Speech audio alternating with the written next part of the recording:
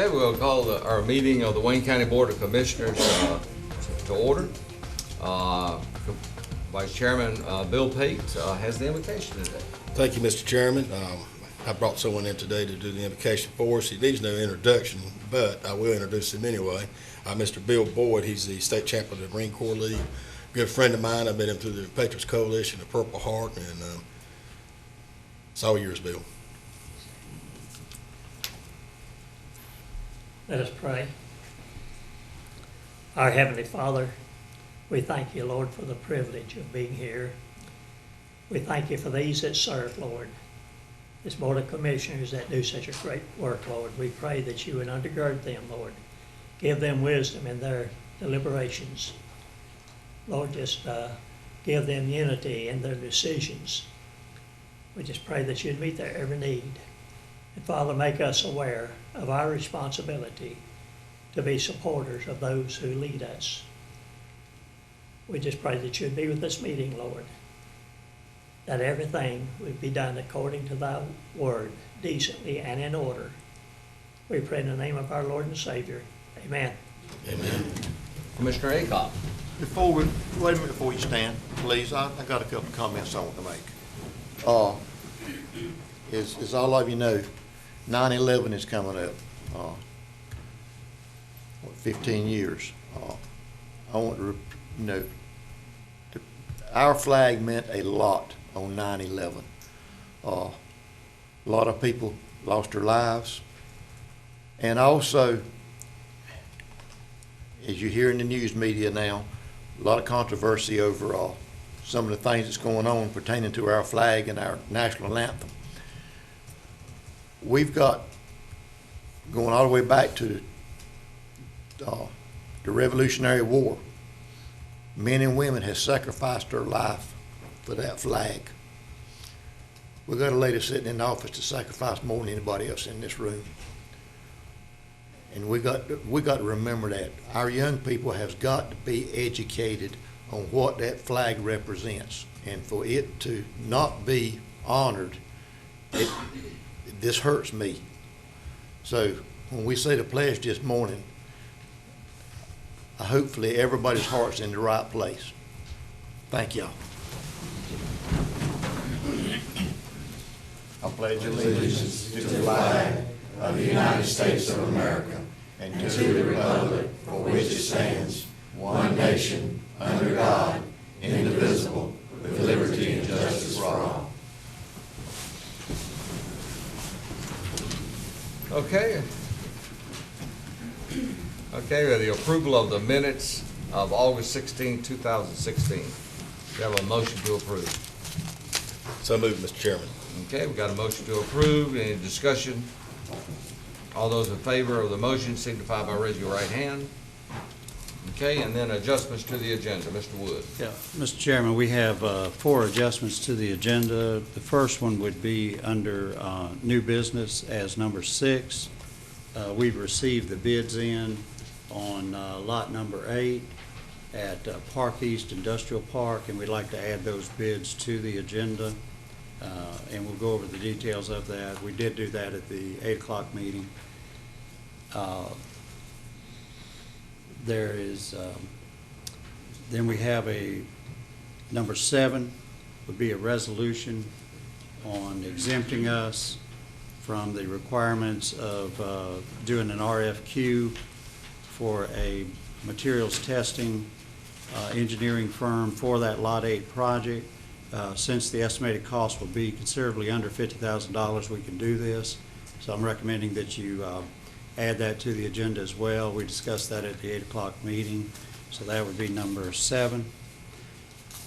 Number 8, you have a memo from Mel Powers, and we discussed that at 8 o'clock meeting about the opportunity that the Johnson Ambulance Service going out of business affords the county to pick up that business, but we'll have to move very quickly on it.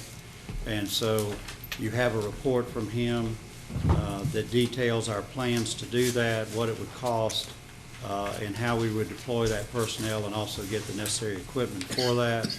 And along with that is budget amendment number 78, which would authorize the manpower salaries for the next 10 months to do that, and also some medical supplies for about $23,000 to increase that line item. So that is number 8.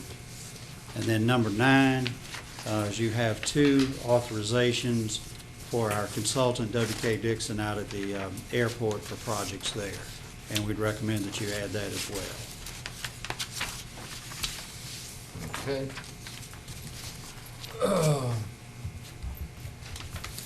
Under special recognition today, we have Services on Agent Director Paula Edwards is here, and Paula, if you'll come forth and give us your presentation. Good morning. Thank you morning. for having me here today. I'm pleased to say I'm here today to give recognition to one of my valuable staff members for doing an outstanding job as a SHIP coordinator for Wayne County. And SHIP is Senior Health Seniors Health Insurance Information Program. Tongue twister this morning, apologize. But Lisa Barker has been a SHIP coordinator a SHIP volunteer for several years before she became the SHIP coordinator in February of 2015. And Lisa is very knowledgeable. She's done an excellent job, and some of you may have met with her, and she's assisted you in the past. She trains and schedules volunteers for Medicare D open enrollment that occurs between October the 15th through December the 7th every year, so that's coming up next month. And under her leadership, Wayne County increased our counseling totals from last year's 502 to this year's total of 839. And on August the 2nd, Lisa was recognized by the North Carolina Department of Insurance as the Southeast Regional SHIP Coordinator of the Year there at the conference. And I'd like to read the certificate of recognition. This award is presented to Lisa Barker in recognition of your outstanding achievements and services to the citizens of North Carolina as SHIP County Coordinator in Wayne County. Counseling period April the 1st, 2015 through March 31st, 2016, and it was signed by the Deputy Commissioner of SHIP and the North Carolina Commissioner of Insurance. So I am honored and proud to present this to Lisa Barker.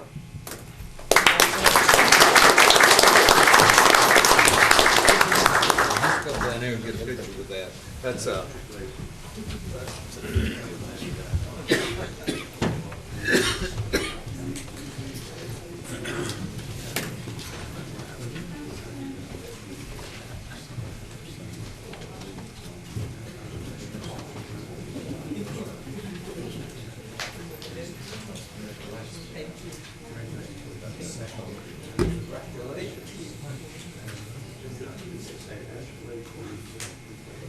come here and let's get a picture with you.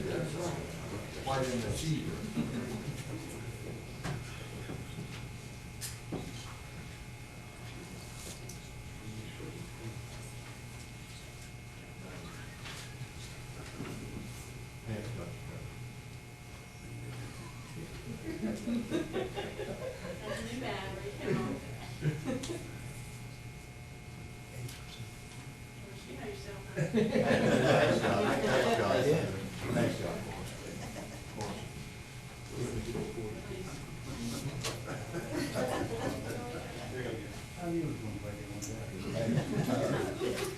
How old's that camera?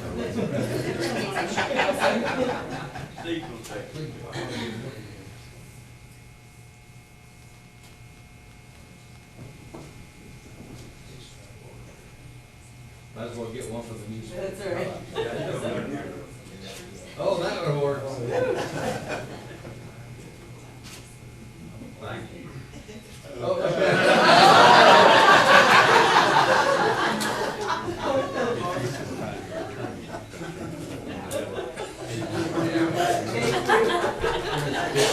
Thank you so much. All right, we're going to stay down here. We've got a few. Yes, we're going to try to get on the schedule next month. Thank you. The next item is we got AT&T is presenting designation on Park East, and we'll ask Mr. Line to come up and make his presentation.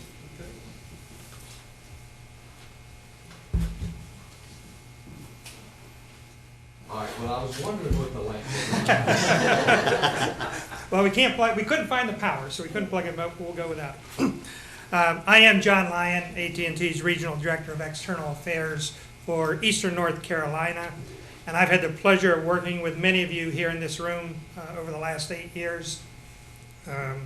My job is 80% working with legislators and county commissioners and mayors in 40 counties across the state, from the Virginia border down to the South Carolina border. And 20% of my job is dealing with community relations. And sometimes those two functions actually coincide. And today, they do overlap, and that is truly the case of why I'm here today. I also have the opportunity to work hand in hand with economic development organizations. And over the past 8 or 9 years, I first interacted with Joanna Helms and Mike Haney with the Wayne County Development Alliance. And today I'm now working with Crystal Geddes and Tiffany Creech. And AT&T works both financially and strategically with WCDA in helping to attract and retain businesses here in Eastern North Carolina. As you're probably aware, it was through the efforts of WCDA that brought our AT&T call center here to Goldsboro back in 2007. Now, like most businesses, AT&T is very careful on who we partner with. We look for results-driven organizations, and the Wayne County Development Alliance has shown itself to be just such an organization. And it is partially because of our relationship with WCDA that I'm here this morning to make a very special announcement that we hope will further enhance the economic growth opportunities here in Wayne County. Additionally, today's announcement wouldn't be happening without you, the Wayne County Commissioners, as well as the dedicated staff of Wayne County. It was through the involvement of County Manager George Wood and County Attorney Borden Parker in analyzing this opportunity and eventually getting the approval of you, the Wayne County Commissioners, that has set the stage for today's announcement. Now, for the announcement. AT&T is constantly analyzing when, where, and how to expand our fiber network. 300 million Americans nationwide are reached by our 4G LTE network, and billions of dollars are invested each year. But there are occasions when these numbers don't reveal the true impact of our network on the communities. And even with this investment and coverage, there are still many areas where we want to expand and provide better coverage, particularly in rural areas. To that end, while other nationwide fiber companies are teasing communities that they might be coming to your area, I'm not going to mention any names, AT&T is actually putting shovel to the ground in providing fiber as resources become available. Thus, we've started a brand new initiative called our AT&T Fiber Ready Certification Program for specially selected business parks across the country. Once these parks become fiber ready, we are then entering into promotional agreements with the park owners. These agreements allow the developers to brand their facilities and clearly identify them as offering high-speed, fiber-based services. This designation thus offers economic development leaders with a way to demonstrate that their business or industrial parks have the connectivity required to attract new investment and new businesses. The agreement also allows them to include the AT&T Fiber Ready certification on any of their promotional materials as they try to recruit new businesses to the area. In all of Eastern North Carolina, there have only been 2 such certifications given, and both were firsts. The first one was in Pender County for the Pender County-owned Pender Industrial Park, and that was the very first certification in all of North Carolina. And then in February of this year, the Wilmington Airport Business Park became the first and only international airport business park in the country to receive that certification. And today, we're going to certify the Park East Business and Industrial Park as the very first park to receive this designation, not only in Wayne County, but in all of the central, eastern, or northeastern counties of North Carolina. This has truly been a collaborative effort as Wayne County, the Wayne County Development Alliance, and AT&T have all contributed to this happening. And as a result of today's announcement, As additional businesses are being recruited to Park East, they come knowing that fiber is already in the ground and available to them should they have the need for such services. And hopefully that is one thing on a potential business's checklist, along with other infrastructure needs like power, water, roads, and schools, that they can check off as they narrow down their decision on where to locate. You know, I'm constantly asked why fiber is really needed. Now let me take you back in time. And you've been wondering about this. This is a brand new iPhone, folks. Now, I'm a third generation phone worker. My granddad and my father both worked for the phone company. And my grandfather actually converted this candlestick telephone to a lamp. And normally I plug it in, and I've had offers for $500 for this, but it's not for sale. But how many of you remember the Andy Griffith Show? Raise your hand, okay? I mean, there was Sheriff Andy Taylor, Barney Fife, Aunt Bee, Gomer Pyle. But what about that person you never heard or never saw, but was an integral part of that show? The telephone operator. Can anyone remember her name? Sarah. Now, I'm sure you can remember Andy sitting at his office desk, leaning back in his chair with phone in hand, and saying something like, "Sarah, can you connect me to Goober down at the filling station?" Or, "Sarah, can you connect me to the sheriff's office over in Mount Pilot?" It was this phone, without the light, that Andy was using. And this phone was state of the art at the time. And while Sarah and the copper wires that connected this phone to the world were the state of the art for voice communications back then, businesses today need more than just voice connection. They need data reception and data transmission. What they require is fiber-based technology that powers the data-intensive applications that businesses need to succeed in a global connected economy. Our fiber network gives customers access to a wide array of security and network services. For businesses, how fast you can upload a large file is just as important, often more important, than how quickly they can download a file. With a fiber network, let's say a new design firm could be based at the Park East Business Park and share large files with employees in locations around the country as they analyze a client's needs. And then jump on a video conference with their client in Germany, for example, and their production facility in Texas, and all in real time. Imagine a future where your Ethernet will sense and adapt to your business needs in near real time. Fiber capabilities transform the way businesses provision and manage their network services. They can quickly order more ports, instantly add services, and scale bandwidth. I could say that fiber is the future, but really, fiber is the present. North Carolina is known nationally as the first in flight, and now the Park East Business Park will be forever known as the first in fiber here in Wayne County, as it is the first to receive our AT&T Fiber Ready certification here in the county. So with the commissioners already here, I'd like to call up WCDA President Crystal Geddes. And George, as county manager, why don't you join us as well?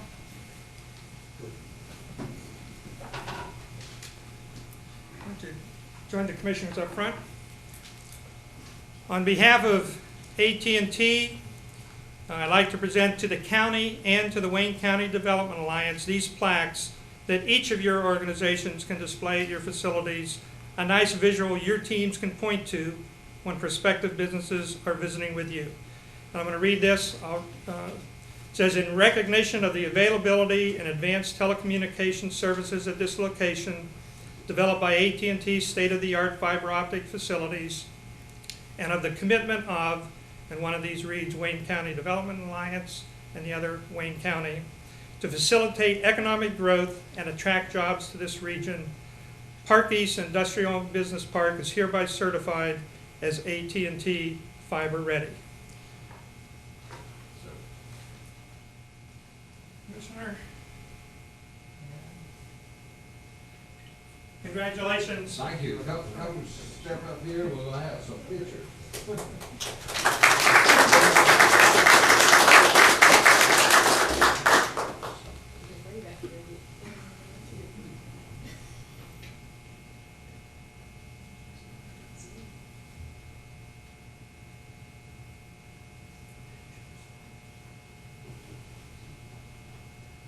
But Tiffany, you can't go back even further. Like a family reunion, scrunched together.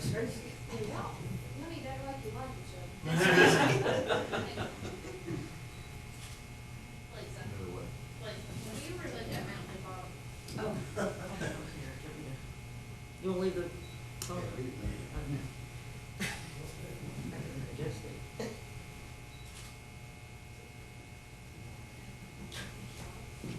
Okay.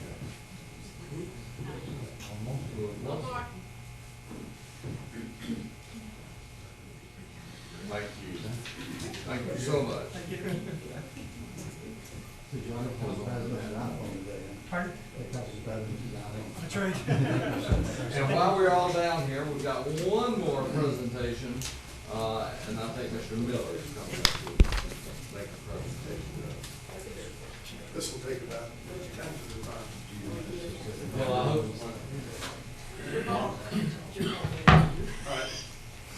Good morning, Commissioners. Good morning. Thank you for allowing us to come up. Today I have our the Vice President of the Wayne County Veterans and Patriots Coalition, Melissa, as you recognized earlier, and our chaplain, Bill Boyd. Today we'd like to present a plaque, a letter of appreciation to the County Commissioners. Every year we hold a Purple Heart Banquet here in Wayne County, for those of you who don't know, and we cannot make it possible without donators and support like the Wayne County Commissioners. So without further ado, the Goldsboro Wayne Purple Heart Foundation Certificate of Appreciation presented to County of Wayne for your dedicated support and contribution afforded to the honor of those that have borne the battle and have suffered the wounds of war. The 5th Annual Goldsboro Wayne Purple Heart Banquet, 5 August 2016. Bill Graham, Chairman, Goldsboro Wayne Purple Heart Foundation. Now, Bill had he wanted to be here this morning, but he had a VA appointment, and we both know what it's like, how hard it is. I think we all know how hard it is to change a VA appointment, so he apologizes. So I'd like to present this to the Wayne County Commissioners as a certificate of our appreciation. So thank you.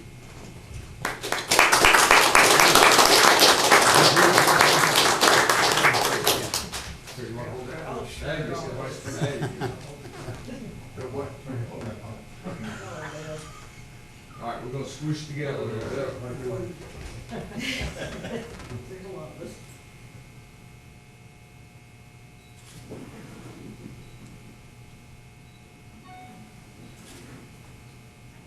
Thank you.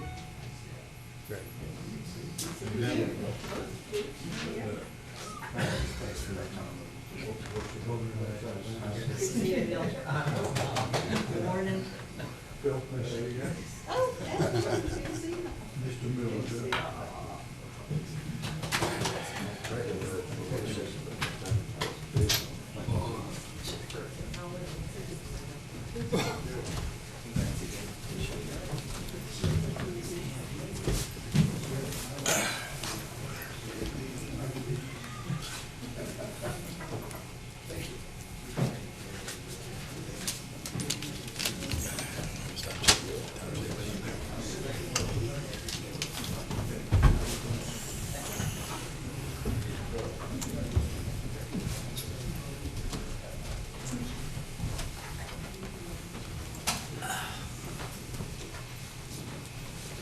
Before we go into public comments, I failed to mention the fact that we have a missing commissioner today.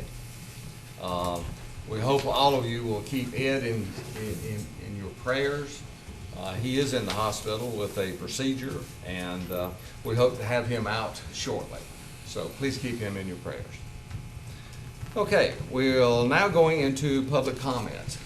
So we're going to open up for any individual who'd like to have public comments, and we are now in public comment time. One technical thing, I did check the agenda, it don't say that to give Marcia pass out. Has that policy been changed? No. Any pass out? Yes, if you'll hand that to the clerk. Did write on top the first three pool records for one for George Wood, Gordon Parker, and John Dale. Let me get one off the bottom. Sweet.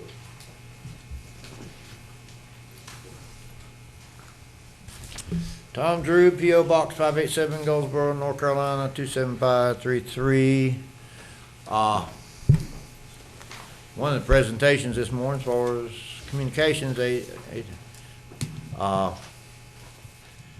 a hard note, way back when in communication human relations, they said, it used to be old business saying, you're communicating with Ma Bell. I don't know if y'all too young to remember what that's all about. Though, on a lighter note, after her second grade teacher said, call the children in from recess, Ernestine, with giddy anticipation, grabbed the rope and said, 1 ringy-dingy, 2 ringy-dingies, 3 ringy-dingies. Ernestine, the telephone operator. I asked Commissioner Bell, are you still the liaison to the Wayne County Board of Elections? Yes. Okay, I've researched and requested information of how that was initiated and what constitutes liaison, and about the only thing I got was maybe the minutes of a meeting where you were recognized as such and what constitutes. What I passed out is several pages of documents I've received of most questionable nature. Being that the Wayne County 2014 elections are still in process by an amended election protest and dysfunctional county and state board of elections and dysfunctional North Carolina Judicial Oversight Committee, Legislative Oversight Committee.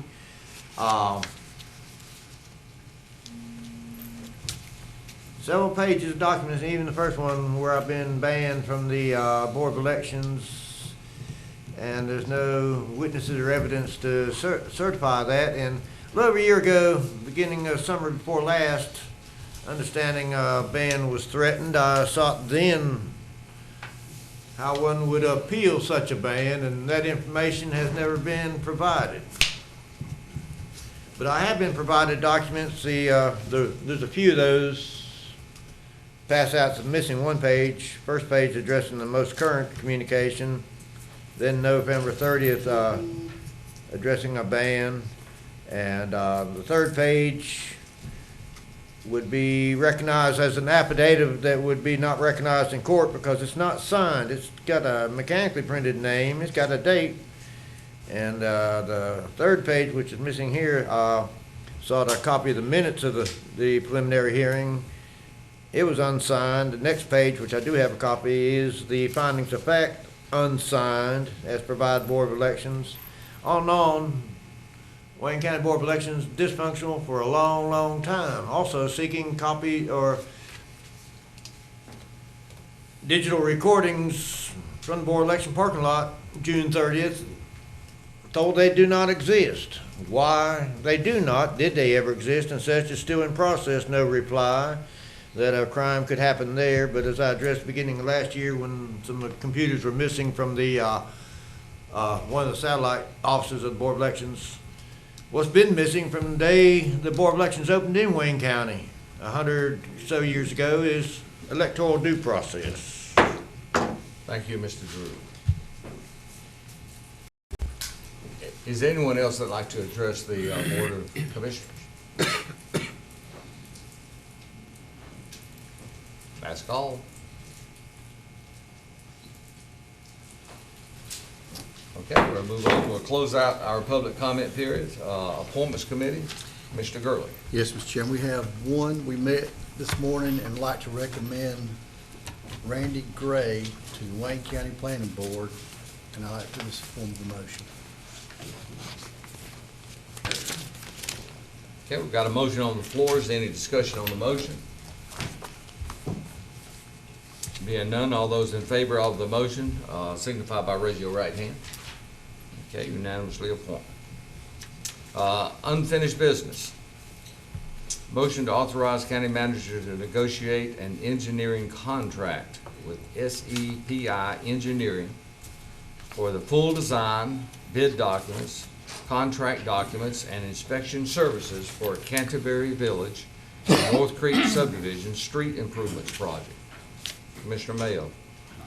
Mr. Chairman, I make a motion to authorize the county manager to negotiate an engineering contract with SCPI Engineering for full design, bid documents, contract documents, and inspection services for the Canterbury Village and North Creek Subdivision Street Improvement Projects.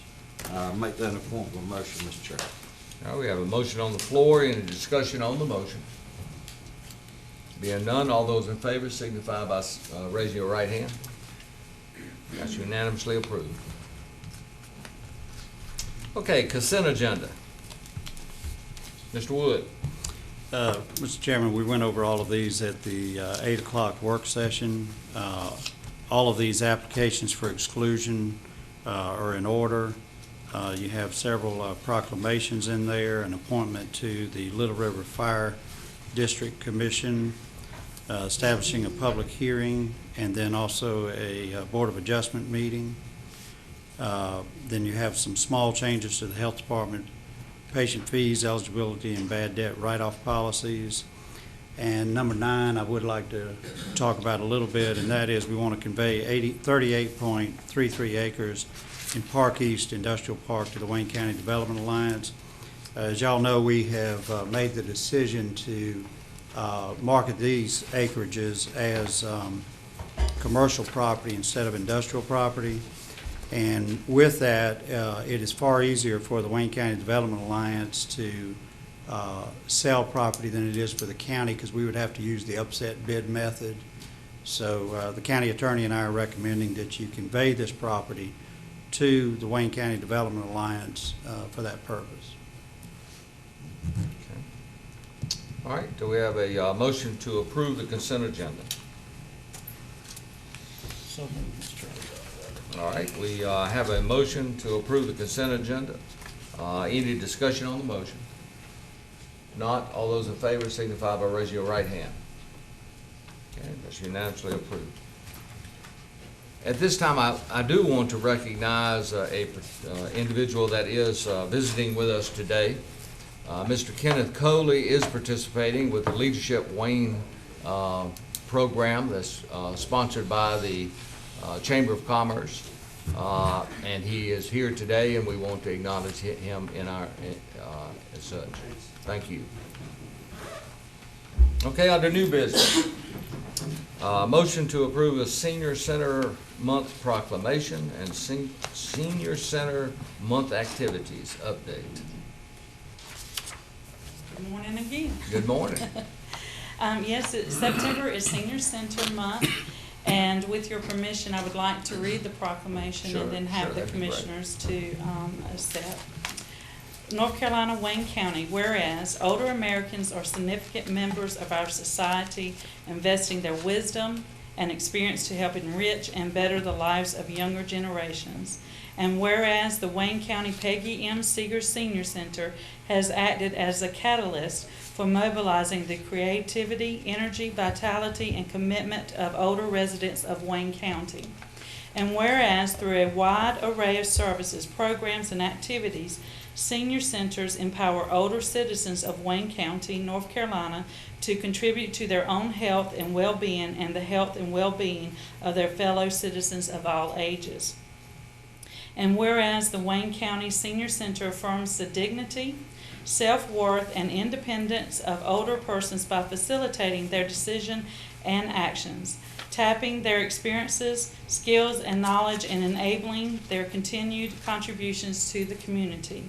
Now, therefore, be it resolved, the Wayne County Board of Commissioners does hereby proclaim the month of September 2016 as Senior Center Month, and calls upon all citizens to recognize the special contributions of the Wayne County Peggy M. Seeger Senior Center participants and the special efforts of the staff and volunteers who work every day to enhance the well-being of the older citizens of our community.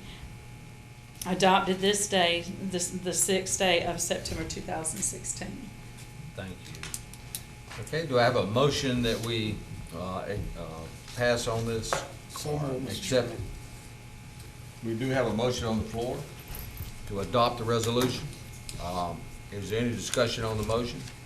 If not, all those in favor signify by raising your right hand. Okay, unanimously approved. Thank you. Okay, you're gonna give us a little update. Yes, sir. But before I start and share with you some of the special events and activities, I'd like to introduce a new employee. He is to the Wayne County citizens as well as to you. This is Rob Phillips. He's our new Senior Center Program Manager. And I'm excited about him coming on board because we look to add more activities to the Senior Center, believe it or not, with as many as we have. We want to continue to grow and make it the #1 senior center that it is. So this is Rob Phillips. And if you have questions about activities or anything that's going on in the Senior Center, he is also accessible, and the activities that I'm going to list, you can call and talk to him about it as well. Okay, I'll try to just hit a few highlights, but we do have our newsletter and activities on the website, waynegov.com, under Wayne County Services on Aging, so if you'd like more information.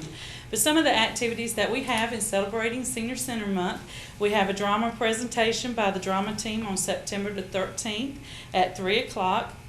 And you will be entertained with several short skits dealing with some present-day situations. Then on September the 14th, we had Board of Elections will be at the Senior Center at 10:30 to give a brief overview of voter registration, early voting, and absentee voting. Also, they are looking to recruit precinct officials for November, and this is free and open to the public. We have a flu clinic sponsored by Walgreens Pharmacy on Ash Street that will be at the Peggy Seeger Senior Center on September the 15th from 12 to 2. Free flu shots with proof of insurance. And if you don't have insurance, I think the cost is around $26. And then celebrating Senior Center Month is our hot dog social. And that's going to be on September 19th at 5. And after the social, individuals, seniors can feel free to stay and play bingo for a couple hours. And this is for seniors who are 60 years of age or older and that are members of the Senior Center. And then we'll have a Beltone representative that will be present on September the 20th from 1 to 4:30 to give free hearing screen and to clean hearing aids. And for more information, and also to sign up for this, then you can contact Rob Phillips at 919-731-1589. And on Wednesday the 21st, we actually have a couple activities. One of the first ones that we have scheduled is at 10:30 a.m. Miss Peggy Seegers, she is a Senior Tar Heel Legislative Delegate, along with Martha Bryan, Senior Tar Heel Legislative Alternate for Wayne County, will present an update on the latest session of the Senior Tar Heel Legislature. And on that same day at 4 o'clock, Yvonne McLam, a SHIP certified counselor, will offer a new to Medicare class. Really recommend this to anyone who's just turning 65 or getting ready to sign up. This is several months before becoming Medicare eligible and or turning 65. You should begin to learn more about Medicare and how it relates to your circumstances. And for more information and to register, contact Lisa Barker at 919-731-1608. And last but not least, on September 28th at 9 a.m., we're having a breakfast with the director and also an opportunity to meet with the new Senior Center Program Manager so we can hear what seniors have to say and any recommendations for activities and things they'd like to see at the Senior Center. And we hope to see you there. Thank you. Thank you. Any questions? Okay, thank you so much. Thank you. Our next two items concern our tax collector, so we're going to ask him to come forth and make his presentation. Thank you, Mr. Chairman. Good morning. Good morning. Hope y'all are doing well. As Mr. Wood mentioned in the briefing this morning, this is our annual housekeeping. This first statute, we have to have a settlement as of June 30th and present to you with that. We have to have a resolution for that, and then you have to charge me to go out and do my job and collect next year's taxes. So that's what we're doing here today. We have a few slides to go through and sort of show you what happened last year. As we said, this is required that I make this report every year. And the settlement must be accepted before the tax collector may be charged with the next year's levy, like I mentioned. The settlement must be provided, or the settlement must provide a report of diligent efforts to collect our unpaid taxes. And we will show you that in our presentation here. These are 2015-16 figures. It basically shows you our real estate. Our motor vehicles, don't get excited, that's just what we built in our old system. We still have to build a few motor vehicles, but as you know, this is handled through the DMV now when you renew your tag. So we have a few that sort of missed the gap and have a little gap of billing in there. We have to build those. So that little $307 outstanding balance, that's from those. Mr. Wood mentioned our collection percentage this year is 97.77%, which is very good. I was really worried, I'll be honest with you. As you know, we changed computer systems back in December, so this is our first year billing on this system. And I will not say it was perfect by no means. No computer change is. There's always glitches you have to work through, but with my staff's work and hard work, I would say, we actually got this percentage higher than I was expecting, to be honest with you. It really was. We were, like I said, December, we sent our abstracts out, and we did our enforced collections. We were about a month late starting our enforced collections this year, but we still reached this amount. So I'm very proud of my staff. They worked very hard to get this, and it is a very good percentage. So any questions on that slide? I'm sorry. About the money? I will tell you, I ran a report this morning, and as of right now, 2 months later, we're at 98.13%. So this money's still coming in. We didn't stop June 30th. This is our older taxes from 2006 to 2014. This just gives you a snapshot of what's out there left outstanding. A lot of this money is, we have not foreclosure, we have bankruptcies that we are at a stay right now. We can't collect any money on that. You notice the motor vehicles, that's our old, 10 years worth of old motor vehicles when it was on the old system. So we got about $551,000 left to collect on that. So overall, we got about $2.4 million we're still working on to collect over a 10-year period. That sounds like a lot of money, but in the big scheme of things, out of the original probably $500 or $600 million we had, it's a very small percentage. Our collection percentage on these old amounts are probably in the 99% range. So we've done a good job on those. The motor vehicles are our hardest trouble because people are so transient on those motor vehicles, and the vehicles are gone. People moved out of the county, so we are still working on those. So we'll be continuing to work on those older taxes. Any questions on the older years? Okay. This is our new vehicle tax system. I say new, it's been in place since September 2013, and as Mr. Wood said, the money is coming in, the percentage is great. It shows 96.22. I think that's a little low. What happens is, on the last Saturday of each month, the state, we send this file, they upload the file that we worked and got SIS addresses on, put it into the system. So I think there was probably a tape loaded, but very little collections on that particular month. So I think that's one reason that's a little bit, showing a little bit low, but I think it averages out probably, I'd say, between 98 and 99% collection on that. Whereas we used to be, before they became delinquent, we were about 67%, and as of a year in delinquency, probably about, I'd say, 87% if we were lucky. So this system is really working. It was a great statutory change in North Carolina.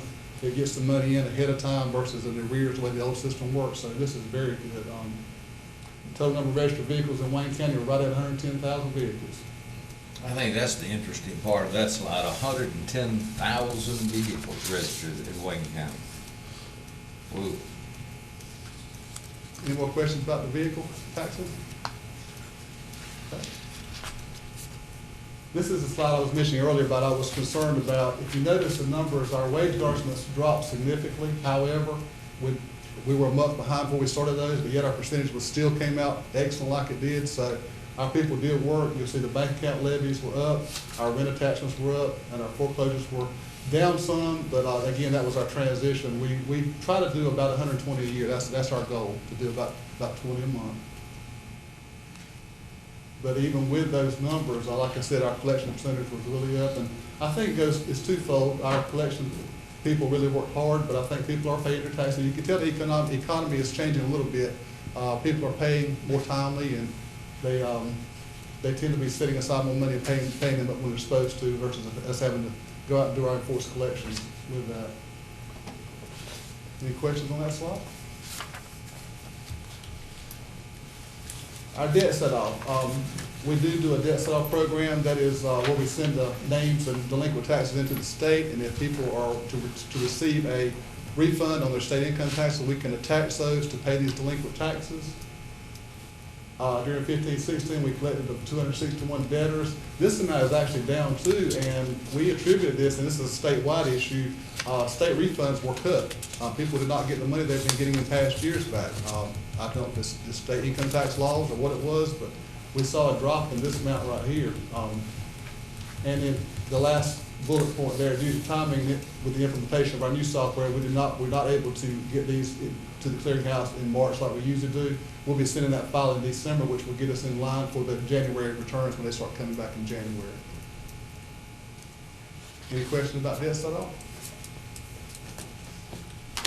Well, the only question I have about that was, now, if you did not collect it in this year's refunds, you can resubmit it for next year. Yes, Is that sir. correct? And what happens is, in our old system, we actually would submit twice a year, once in December, once in March.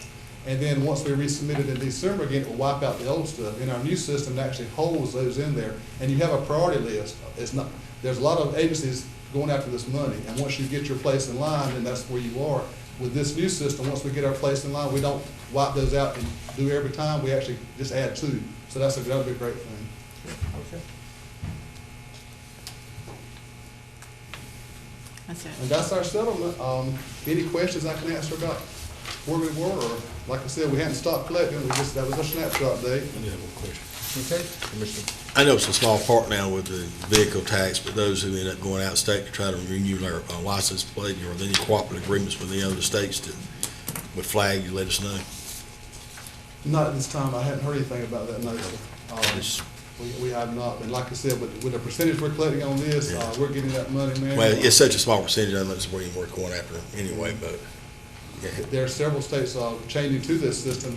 I think we actually copied sort of Georgia's rules when we got this system in our state, and I think other states are actually seeing the benefits from this system, and I think they're coming on board with that also. Okay. All right, we need a motion to accept the tax settlement with the Wayne County Tax Administrator from July the 1st of 2015 to June 30th of 2016. Do you have a motion of approval of the resolution? I'll make the motion. Okay, we've got a motion to approve the resolution. Any discussion on the resolution, on the motion? Not, all those in favor signify by raising your right hand. Okay, unanimously approved. Thank you, sir. We'll change gears a little bit. Like I said, the next part of this is we actually did our billing, and we are sending the bills out, and so now we have to get your permission to collect those bills per statute. There's a total sheet in there. Mark, have you got that on there? You should have that in your package, I think. Okay. The last slide, I think, is our new totals. It's 129 in your packet. And I will say a couple things to point out. You will see Walnut Creek on our list now. We are collecting for Walnut Creek. This is our first year, and that went very well. We're glad to have them aboard. We are collecting for all 7 municipalities now, so we are glad to have that, have them on board with us. Another thing I will point out, Mr. Wood alluded to this back in his 8 o'clock briefing, the amount of money, the $43 million. I thought we would have to call Mel and Brian for a few minutes there when he saw these numbers, because he was very concerned, because like you said, we budgeted a whole lot more than that, and he was concerned about the $43 million, so we had to calm him down and say, yes, everything's all right. He did mention the difference is our public service companies, and like you mentioned, that's your Duke Energy, your Tri-County, your railroads, all your public service. They're done through the state. The state actually gets those values in, certifies them, and sends them to us in one big bulk. And we just received those Friday, so we'll be doing that billing probably the next couple of weeks, and that will add a significant amount of money to this amount, so make Mr. Wood happy. Approximately how much is billed under that? I think for it's utilities? around, last year was between 4 and 5 million, close to 6. Don't quote me on that, but I think it's in that ballpark, really. Um, So this is our new totals for the upcoming year, and we'll be collecting this money through next June, and we'll be back, see you next June 30th about these numbers. But any questions about our billing totals? Any questions? If not, I need a motion to adopt the resolution to authorize, let's see here, what I need here. I need a motion to approve an order directing the tax administrator to collect the taxes charged in the tax records and receipts. So moved. All right, we've got a motion to approve. Any discussion on the motion? If not, all those in favor signify by raising your right hand. Okay, that's unanimously approved. Thank you, Mr. Chairman. I want to mention one more thing. We did get our street lighting assessments on our annual tax bills this year because of our new system. We're allowed to do that. In the past, finance has been billing that for us. So we did get that on there. So the people in those particular areas, I think there was 3 subdivisions that had street light assessments. We did get those on their tax bills this year. Great, great. All right. Thank you. Thank y'all very much. Thank you. All right, item 4 is a motion to approve a resolution to apply for merger regionalization feasibility grant assistance for the sewer study. Mr. Wood. This is the sewer study that the local government commission has asked that we undertake here in Wayne County.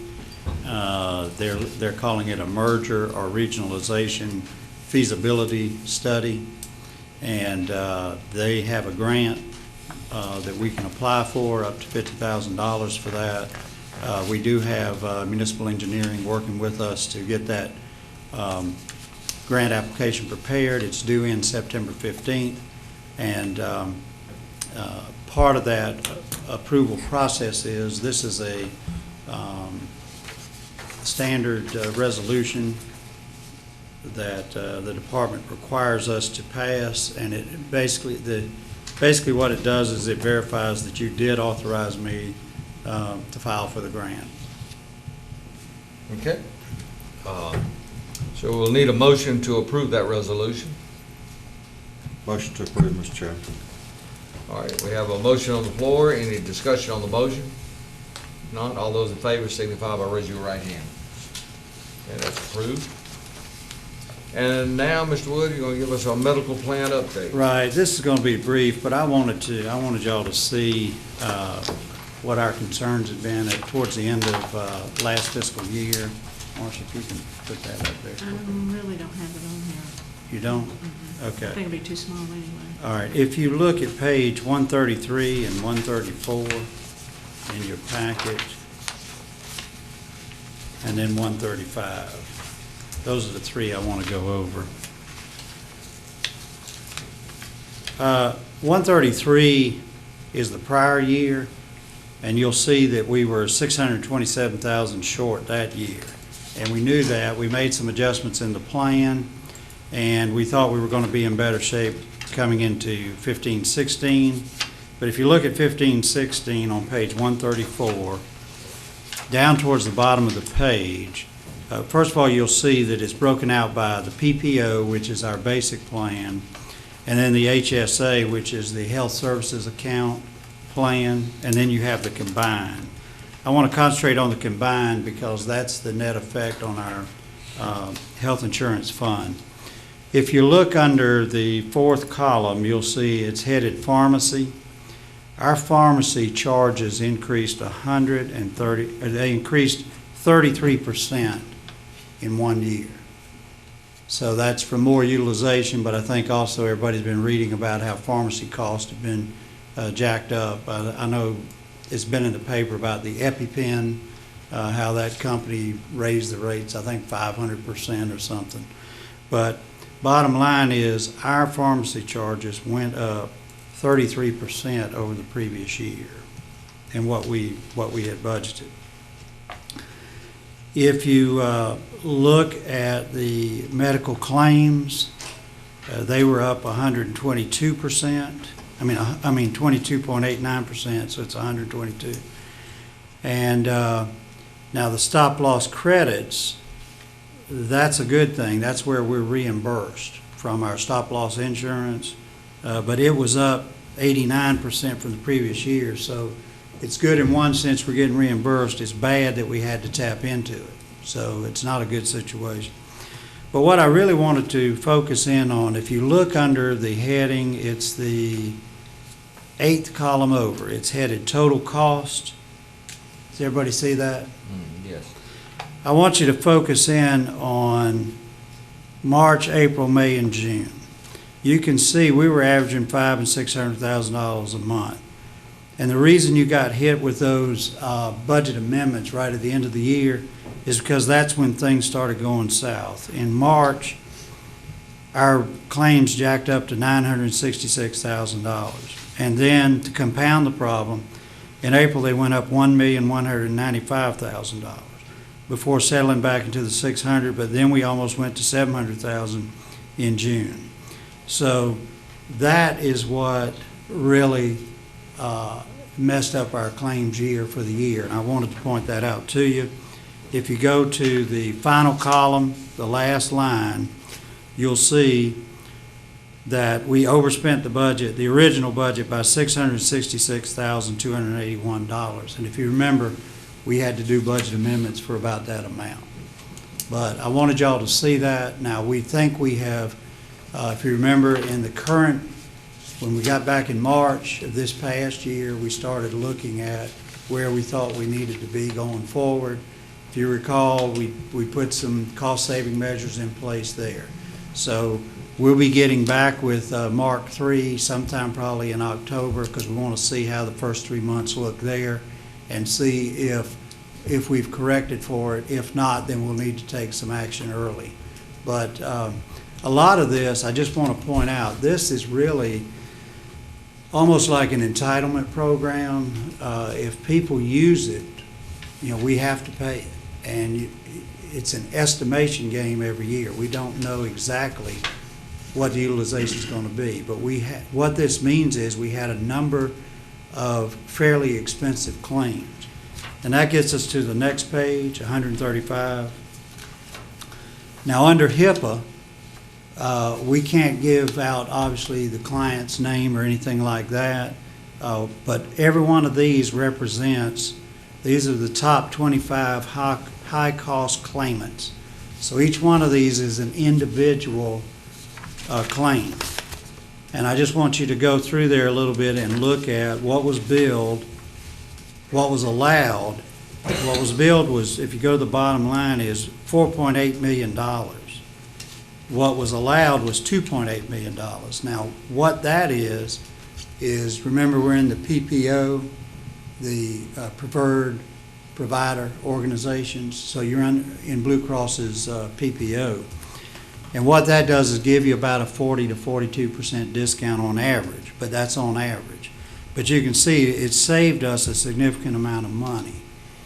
But we still paid out $2.769 million on those claims. And our overall claims were, if you go back to the previous page, our overall claims on total cost before the stop loss, well, when we get to the net cost, were $7,353,000. So 2.7 million of 7.3 was 25 people. But that's what happens in medical insurance. It's a very small amount. The adage in it is that 20% of the people utilize 80% of your utilization. And as you can see here, that's just the top 25. But the other thing we want to stress to you is a number of these are preventable. And that's where your wellness programs, remember you authorized back in the spring, and they are working on getting that in place now. But it's designed to identify these up front and then take steps to try to improve those patients' health before we reach this stage where we start having these major claims. So I just wanted to give you that information. We all knew we were having issues in April, May, and June, and I wanted you to see exactly why. And also the steps we're taking to hopefully get some of that back under control. But I think we all know medical care is just an ongoing problem for everybody. All right, moving on to our sixth item that we've added, that's accepting a bid. Yeah, you have a memo from Noel Woods. And it's the, we took the request for bids on the 28th. The bids were open on the 25th. We have 7 bids. And I just want to point out that while it's a Wayne County project, it'll be paid for with Wayne County Development Alliance funds, because we're doing this for them. But remember, you own the property. That's why it's a Wayne County project. Okay. And we're recommending you go with Ernie Everett Site Prep Inc., and that is the low bidder. So the base bid is $119,850. And we have a unit price on that, because I want to remind everybody, this project is about cutting out about half a foot to a foot of bad soils there, and then coming up more. So it actually will raise it up about 2.5 feet, so it's about 3 feet of fill. Now, if the soils are even worse than that, we may have to undercut more. So that's why we also got a unit price. So we won't know until we actually get out there. And if you recall, what I was asking you to do today was authorize me to hire an engineering firm, a separate one, for the materials testing, and that's for this. They'll be the ones that determine that suitable soils, which is exactly what we've been doing out at MRAC, and as you know, we hit some bad soils there. Is it my understanding they will probably proceed pretty quickly and Yes. start this project up? Yes, we're going to give them a notice to proceed very quickly. And Winter is coming. Yes, that's right. Okay. All right, so I will need a motion to accept the bid. Do I have a motion to accept the bid? So moved. All right, we have a motion on the floor to accept this bid. Is there any discussion on the motion? I have one question for Mr. Wood. Yeah. You said we're gonna be, cutting out probably 3, maybe 4 feet? No, cut out about, I think it's 6 to 12 inches. Okay. And then you're gonna raise it up. It'll be a total fill of It's about. gonna be elevated. Okay. Yeah. All right, but the cut that you're taking out, have we got somewhere in the county we can use that dirt, or? We can use it at the landfill. Okay. All if right. we need I just, to. I just Yeah, save every dollar we can. that's right. Okay, that's all, Mr. Chairman. Okay. Any other questions or comments? Not, all those in favor of the motion indicate by raising your right hand. Okay. Wayne, if I could follow up on that, one of the other things we've discussed, we have that 38 acres that we're looking at marketing. We may put it over there and spread it there. Okay, all right. All right, item 7. Item 7 is what I just discussed with you. We now need the materials testing, which is really the soils testing on that project. It has to be someone separate from the engineer, and so we're asking you to authorize me to go ahead and negotiate that. And with the understanding, this will be a small contract that I'll just go ahead and negotiate that and sign off on it, and then notify you later, because we are in a rush to get that work done. Okay, do I have a motion? I make the motion to approve. Okay, we got a motion on the floor. Any questions or discussions? Okay, all those in favor signify by raising your right hand. So that's approved. I will tell you on that my intention is to use ECS, which is the firm we've hired at MRAC, under the same hourly rates and testing rates that they did there. Okay. And so that'll simplify it. All right, item 8.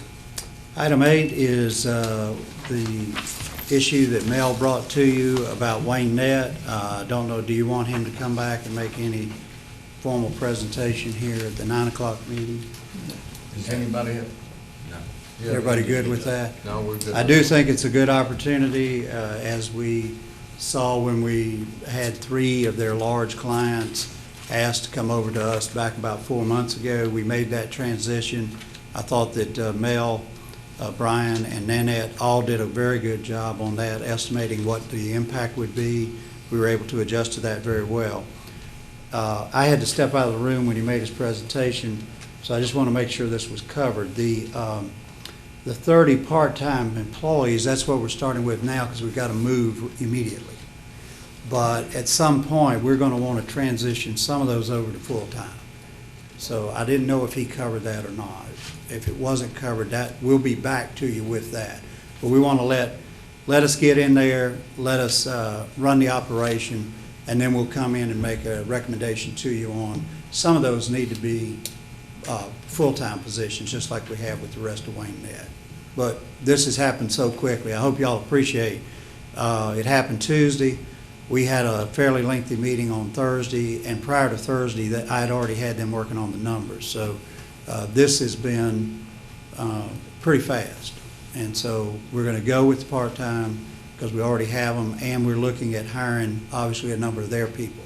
And obviously, they're available, so we're going to try to get the best of the best out there, add some overtime with our people, and then we'll come back to you on converting some of those people to full-time. Okay. The other thing I did want to stress, and I'm sure he covered this, but if y'all remember, when we expanded Wayne Net before, the revenues do more than cover the expenditures, and we anticipate that'll be the same way here. So it should not be a net cost to the county. It should be a net increase in revenues or net income. All right, do I have a motion to adopt the budget amendment? Mr. Chairman, motion to approve budget amendments number 78 and 79. All right, we have a motion on the floor. Any discussion on the motion?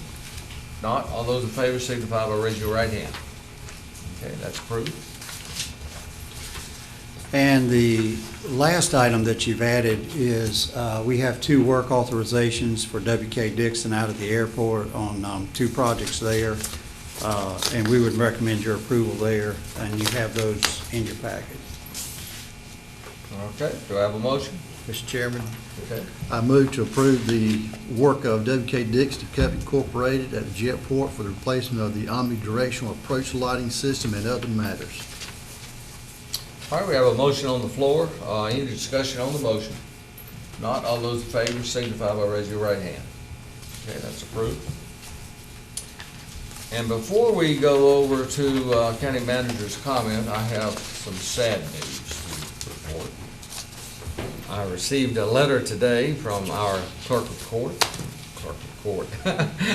our clerk for the board, indicating that as of January the 1st of 2017, Marsha Wilson will be retiring.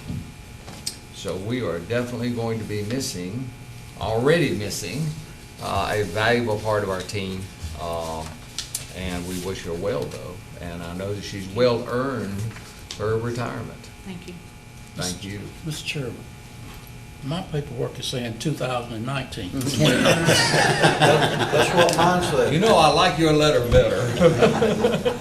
Mine says the same thing, Mr. Chairman. It does. I assure you we'll have a corrected copy shortly. Okay, county manager's comments. I'm going to keep it brief because we do want to get over and tour the jail. First thing I'd like to do is introduce Tracy Davis. Tracy is our new marketing and communications director.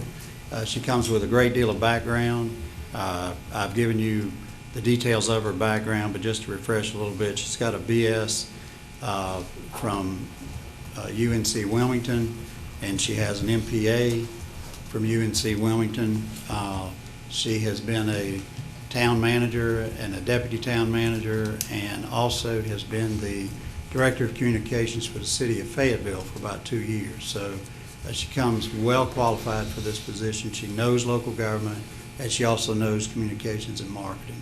So Tracy, welcome. Thank you, Mr. Roy. Good morning, Chairman and members of the Commission. I'm excited about being here. I was looking at your branding, it said Good Life.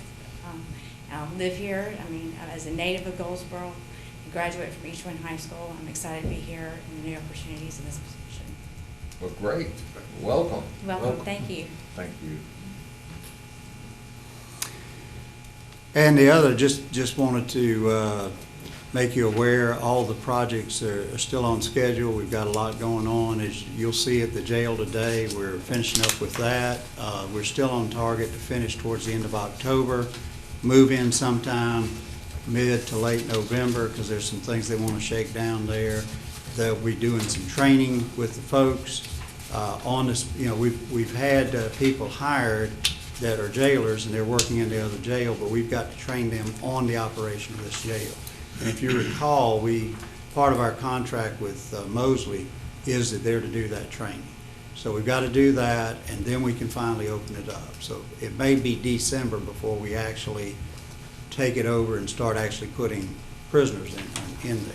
So I wanted you to be aware of that. That one's on schedule. We have met with the architect on the 911 center. They're off and running. Their estimated time schedule is roughly about 2 years. They think it's going to take about 8 months to design, about a couple of months to do the bids, and then about 12 months to construct. Now, we hope we can do the construction quicker than that, but I wanted y'all to be aware it may be about that time frame. MRAC is on schedule. We will have the bids, as y'all know. I believe it's September 22nd or 24th. You'll come back. We're getting them in on September 9th. Recess your next meeting and come back 2 or 3 days later, so that gives them a little more time to look at it.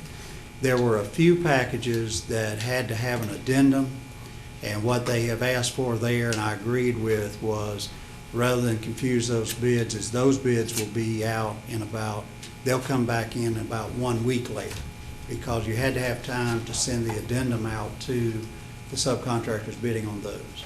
So, and then you'll award those roughly one. So everything we need, know the full price of it. I did want you to know that we have been meeting with Davenport, because we have several projects that we're funding or getting ready to fund. Of course, we have all of the school work, which is the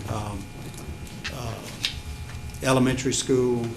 We have the 23 classrooms that they're going to split campuses. Rosewood, HVAC in the gym, and we have the new gym and about 6 classrooms down at Southern Wayne High School. All of those projects we'll be doing them, but we pay for that. So in our bond issuance in January. We also will be amount we're going to the Maxwell Regional Agricultural Convention Center. We'll also be including the amount that we have to fund for the 911 center, and also for the fiber loop project, and for the sewer line going from Grantham Middle School back to our landfill. So all of that will be financed. Now, what we have found in our meetings with them last week is that the scheduling on all of this, we had hoped would all come in a means that we could do everything in January. That does not seem like that's going to work out. So we may be doing up to 2 different issuances of debt. So I wanted you to be aware of that. We're looking at some numbers now, but more importantly, we're looking at some dates as to when projects will be begun and finished to see if they match up. Some do, but it looks like some of them are not going to match up. And so we'll probably have to do that. The one other thing I wanted to mention, and this goes hand in hand with these capital projects, is the school board has asked us to appoint some people to their committee that's going to be working on the architect selection process. We've recommended to them have been, they wanted me, but they want the chair, the vice chair, and Joe, we wanted you on there because you're the chairman of our facilities committee. And of course, we can only have 3 without it being a quorum. So, but this is unique. We've never had this opportunity before on any project that the school's a great idea to include the board, our board, in on this process, and Dr. Dunsmore and the Board of Education have done that. So with that, update you on, but those are the main things. Like I said, all of these projects and the financing of them, is everything's on target, but the financing is a little more complicated than we thought it would be. It's going to probably take 2 different issuances. Does anybody have any questions on any of that? I know that was a lot. Okay, any questions, Mr. Wood? Okay, we're now going to have some comments, and from the Board of Commissioners. Mr. Bell. Mr. Chairman, I always bring up East Point because there's always something going on there. They have a new program that they're gonna start today, matter of fact, a new campaign. And the name of the campaign is We Are You. This information in a new website where people in the catchment area can look and and see what the East Point is doing. Also, they're gonna be in all newspaper in the local catchment area that we're gonna run ads in all these papers talking about the whole program. The juvenile justice will start that meeting this month. I'm not gonna give a senior report because Ms. Edwards gave a pretty good report this morning, so I'm gonna bypass that. And that's it. Okay. Commissioner Aycock. Thank you. I'm gonna keep mine short. Only thing I'm gonna really comment on this morning, I'm glad Mel stepped back in. I want to congratulate him on his finishing school out at the college and being sworn in as a law enforcement officer, and his hard work and dedication to Wayne County. And he's fortunate enough that he can run on a call with blue lights running, or he can run on a call with red lights running. So it's going to be a great asset to Wayne County and to the Sheriff's Department. And May appreciate your dedication to Wayne County and your hard work. And I know Sherry put up with a lot of nights you being in school. So thank you so much and appreciate what you do. That's all I have, Mr. Chairman. Mr. Mayo. Mr. Chairman, I have a recommendation that we never have a commissioner meeting the day after a holiday. Do I need to put that in a form of motion? Yeah, I had a few meetings. We had a DSS meeting, Friends of Seymour. We had the eggs and issues and a legislative breakfast out at Langtree. But I want to keep it short, but I don't know if this applies to the county or not, talking about health care and what costs are done. In the private sector, our company just had a 13% increase for 1 year, and we had 13% last year. This is what's troubling, is that I was told that 8% of that 13% is due to market trend. I wish I could run my business that way. To me, that is not right, to use market trend as a way to increase. There should be written, confirmed justifications, just like it is in our businesses. So I've had a problem with that being used for the last 3 years from our broker that says this comes straight from our insurance carrier, which is only one left basically in North Carolina, as you know of. So everybody knows what I'm talking about. That's all I have, Mr. Chairman. Mr. Gerber. Yes, Mr. Chairman. I attended my first Highway 70 Corridor Commission meeting a couple of weeks ago, and it was a little broader discussion points than I expect, but Commissioner Pate told me it's a little lengthier than usual too. But it was a very good meeting, and it was very interesting. I enjoyed it. I appreciate y'all letting me go along. And in addition, I attended the dedication ribbon cutting ceremony of the new Cherry Hospital facility. It's a very nice facility, and along with that comes some different jobs in the new facility, so very good. Thank you. That's it. Mr. Pate. I want to acknowledge Mel too, because I know how hard he's been working, because I'd go over there and his eyes just about closed in the morning when he came in, because he ain't gone to bed probably. Thank you, Mel. Great job. Attended some of the same meetings everybody else did, so I won't go back over that. But one that we did, that George and I went to, is the tourism board, and I just continue to be amazed at how much tourism really impacts this county. In 2015, we got 1,000 jobs in Wayne County just directly employed in tourism. The total payroll is $21.2 million, and local revenues travel to Wayne County total $12.8 million. That's a lot of money, and I'd have never known had not been part of that. Just the hotel revenue itself has gone up 14% from last year, and it's over $10 million. So it's quite an impact, and that's with one hotel down.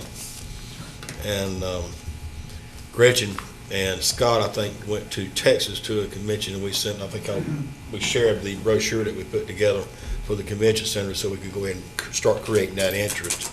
And they had a lot of interest out there. People were ready to start booking, so we need to be ready to go ahead and move forward with that. And some of the new things that are coming along, you know, we got state cornhole championships here. Now they got ping pong championships, boomerang championship. I mean, professional leagues. I'm not kidding. And we had the same reaction, didn't we, George? We went, what? And then they got drone races going on. So anyway, they're really excited, and we're really ready to start promoting the MRAC, and because that'll increase it even more. And that's all I have, Mr. Chairman. Mr. Chairman, Yes, Mr. since you're a chairman, you're supposed to have the last word, so I want to say something before we close. I was thinking about Marsha retiring in January. She's been the county manager, county attorney, the board of commissioners. I mean, she's just been everything. And I know we have employees retiring all the time, but I think we got plenty of time to make sure that we do something special for Marsha, because she is special. I couldn't agree with you more. She certainly has kept me out of a lot of hot water, even though I find my way somehow or another getting into hot water. But I couldn't agree more. Commissioner Avery. Yes, I'm gonna go somewhere where I probably shouldn't go. I was reading an article the other day. You know, we've always had these issues in eastern North Carolina with the wind turbines and affecting Seymour Johnson, Cherry Point, and Naval Air Station up in Norfolk. And I was reading the article. The bases in Texas are having the very same problem. So you know, we're not in this by ourselves, and you know. Understand there's some other states also that's having the same issue, that's just interfering with the flight path of all of our major armed services. And so, you know, at some point, you know, maybe we don't need to just fight this battle by ourselves. Maybe we need to, you know, contact some of them other states and work together on this. And over in the Elizabeth City area, and that's where the big Coast Guard station is. But they've already got a lot of the wind turbines in the Elizabeth City area. And I got a contact over there that they've already got some of the wind turbines up and trying to operate them. But the Elizabeth City area, their base is basically peat moss. So they've had to go in and take just bukus of soil out and bring rock in, and makes me smile. It may not some people, but they've already had several of those turbines that's already tilted 4 to 5%. So I just want to pass that little tidbit on. Yeah. Thank you, Mr. Chair. Commissioner Bill, I'll give you the last word.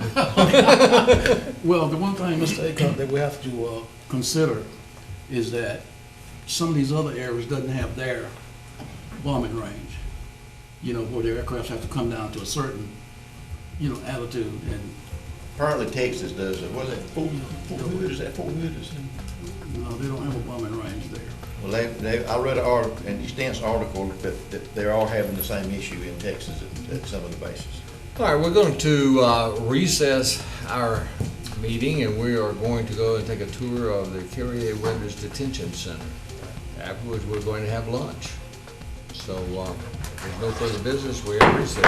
Mr. Chairman, I've had a request from about 3 or 4 of our staff who would like to tour it. Do y'all have a problem with that? No, that'd be great. More the merrier.